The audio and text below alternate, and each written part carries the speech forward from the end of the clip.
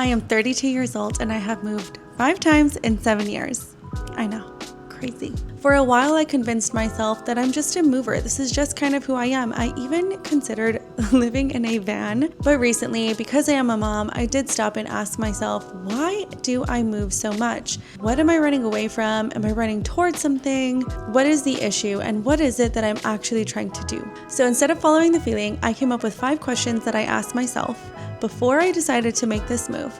That gave me a lot of clarity, and because millennials are struggling with this exact same thing, I wrote those 5 questions down and I'm going to share them with you here today. And hopefully you leave after watching this with a little bit of clarity and a little bit of hope for your future. Hi, I'm Kendra. I am a single mom. I'm a real estate agent. I am a homeschooler, and I'm honestly just someone who's trying to figure it all out. So if you feel like that's your vibe, go ahead and subscribe and let's get into it. Question 1, am I running towards something or am I running away from something?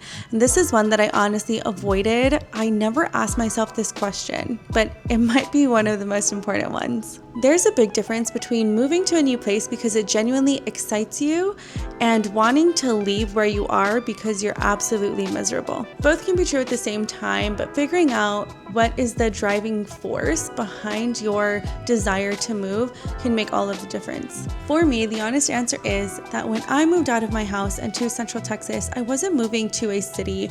I was moving away from a life that I didn't love and a future I was terrified of. And spoiler, that future would have followed me anywhere I went had I not changed my circumstances. So ask yourself, if you stayed in the same city, but your circumstances changed, maybe your job, maybe your relationships, maybe your routine, would you still want to move? Question 2, do I actually like where I live? And if I don't, what are the specific things that I dislike? This isn't just a yes or no answer. It's important to get really specific with this question. What are some things you like? Do you like the weather?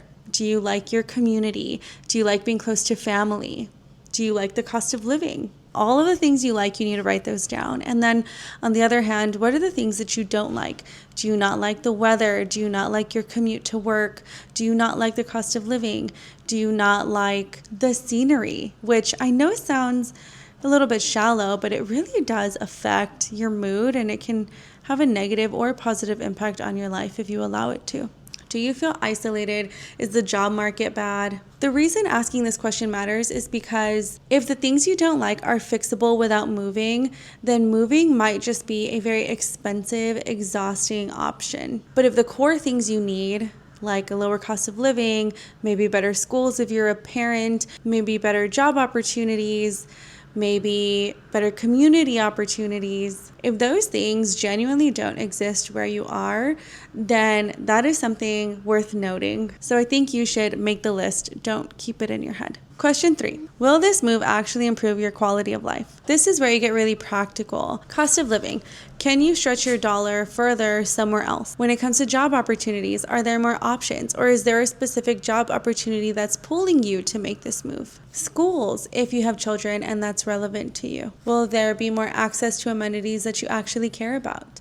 Will you like the weather more? And communities, are there any social clubs or communities that you would genuinely want to plug into? Don't just think about what the new place has. Think about the things that you're going to be leaving behind. Sometimes moving is a genuine upgrade, but sometimes people realize that they're just trading one set of problems for a different set of problems. Neither answer is wrong. You just need to know which one it is before you sign a lease or purchase a property. Question 4, will I have a support system there? For me, this is huge because I am a single mom and I have not had any family near me for the last 2 years, which is playing a huge part in the reason that I am moving in the first place. Take it from me, moving somewhere where you don't know a single soul is so difficult.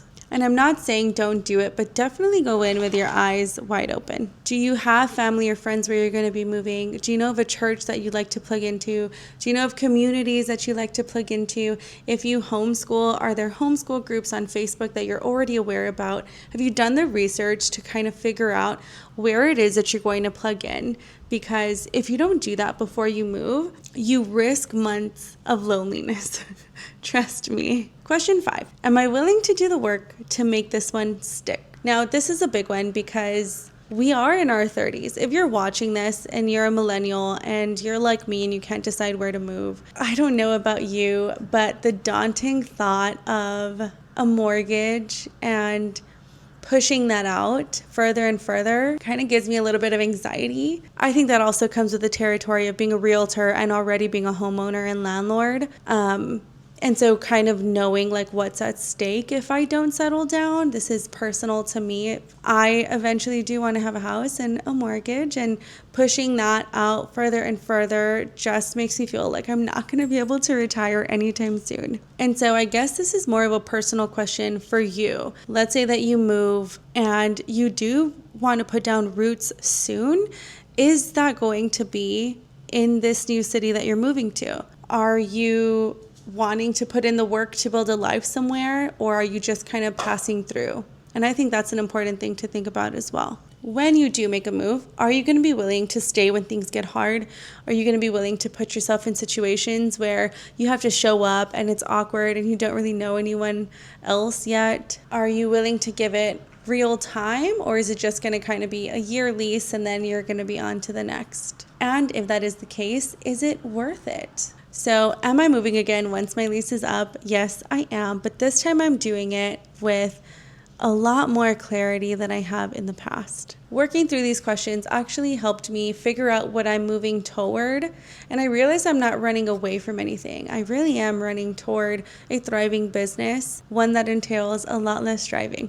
So I know what I'm leaving behind, and I'm going to miss Georgetown so much. But I also know that this is the right decision for this point in my life. And I think that's the whole point of this video. It's not to encourage you to move or encourage you not to move. It's really just to help you move forward with clarity if you are going to be moving soon. If this video helped you think through your own situation, I would love it if you would subscribe. I'll be documenting my actual move, so you'll get to see how all of that plays out in real life. And if you're mid-move right now, good luck. I'll see you in the next one.